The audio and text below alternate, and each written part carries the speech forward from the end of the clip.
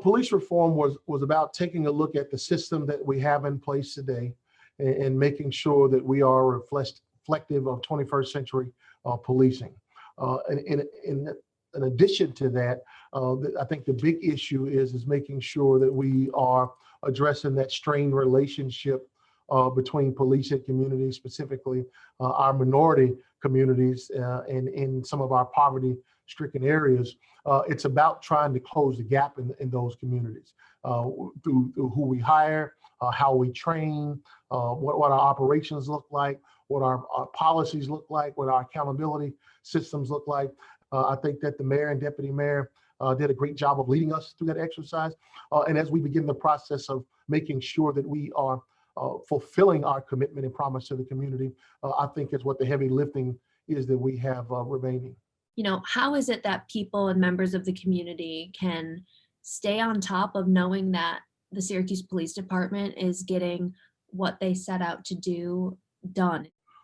Well, one of the things that was put in place at the demand of some of our community stakeholders, as well as members of the Common Council, was a committee who is charged with ensuring that the police department lives up to its commitment with the items that were in the reform document. So that committee is charged with holding our feet to the fire. And we certainly don't want to do anything to where we're viewed as kicking and screaming. The same way that we very proactively went through this reform process, we want to be proactive in how we go about ensuring that we're living up to that. What else is Syracuse Police doing right now, especially again heading into those summer months, to really try to get ahead of the crime before it happens? Well, we're an intelligence-led police organization, so we have mechanisms in place. We would prefer to be more strategic about who we're actually delivering our energy to. We believe that the plan and resources that we have in place allows us to do that.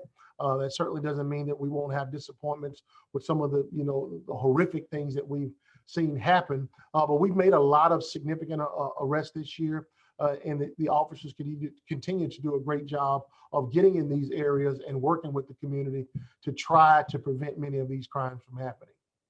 What is it that, Syracuse Police is setting out to do when we know that June, July, August are times where crime is definitely more prevalent than others? Well, we have to be proactive. We're already starting some of our overtime initiatives to address quality of life issues that are going on.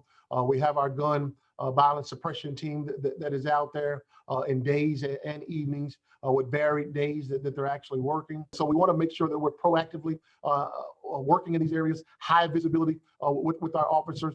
And then that, again, the most important piece of that, continuing to work with the community to help us protect the city, because we know that from a sustained effectiveness, we have to have that community component. And we certainly do have that in the city and appreciative of it.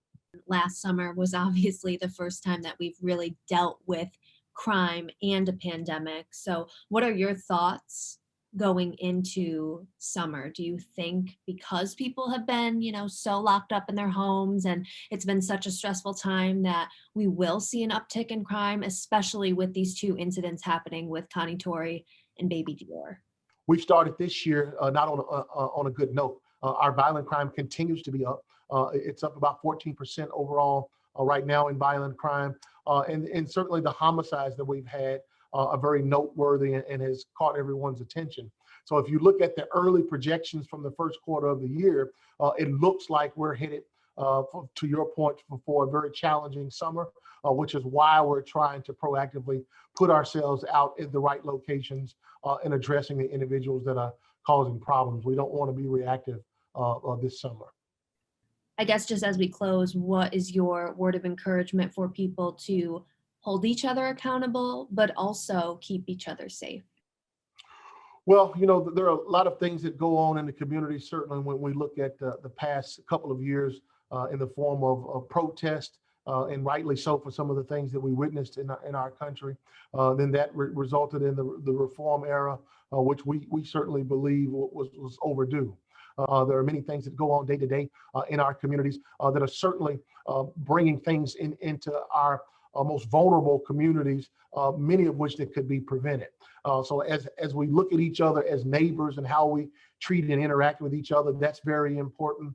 And then even when we disagree from a police and the public standpoint, that we continue to remain at the table and work on many of these issues that are facing our community each day, because we both have opportunities for improvement from the community standpoint and also the police department. But we certainly see the value in working together, and police can't be successful without the public.